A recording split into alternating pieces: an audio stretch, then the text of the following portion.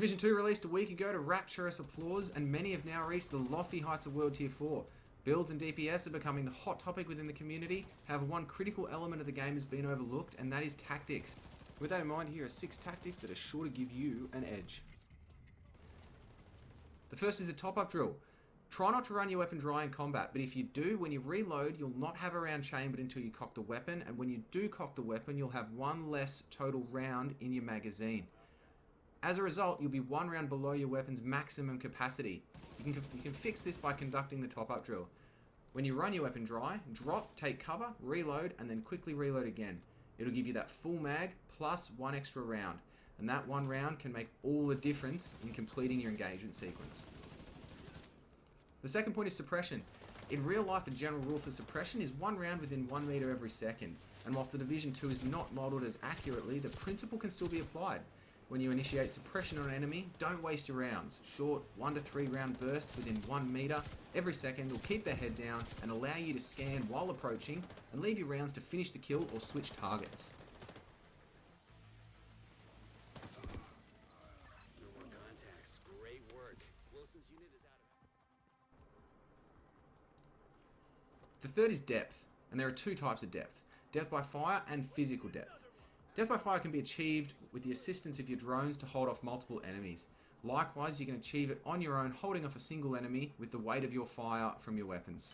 When combined with tempo in the advance, death by fire will allow you to maintain standoff and force enemies to the edge of a room and into fatal funnels, windows, doors, etc.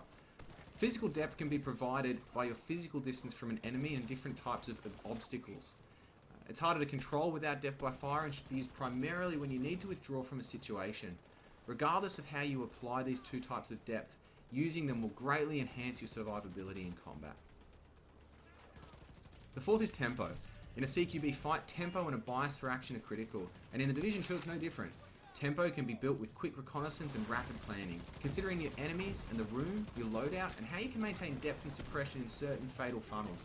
Your bias for action means taking in the situation as it develops and adapting, knowing which cover you'll use next, but more importantly, who is the highest threat after your current target and how you will deal with them, thinking 1 step ahead.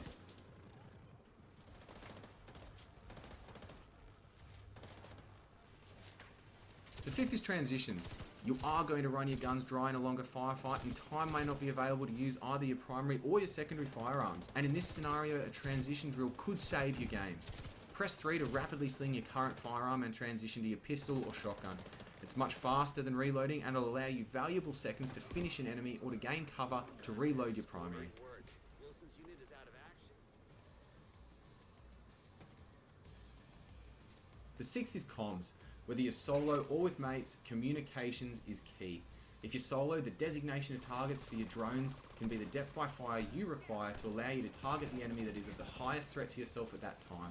And you should keep designating throughout the contact in order to buy yourself space and time to conduct your drills, suppress and neutralize lower targets so you can engage the critical targets you require to finish the engagement sequence. If you're playing with mates, use your bias for action and comms to your advantage. Push forward, cover each other. Mate calls are moving, covering, so you know you are covered by fire when vulnerable. In conflict, many players will try to pick you off from a distance.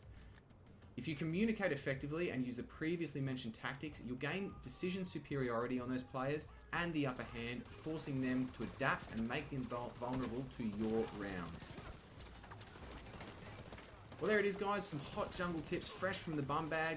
If you enjoyed, please subscribe, like and comment so I can continue to make further videos for your enjoyment. I'll see you all later.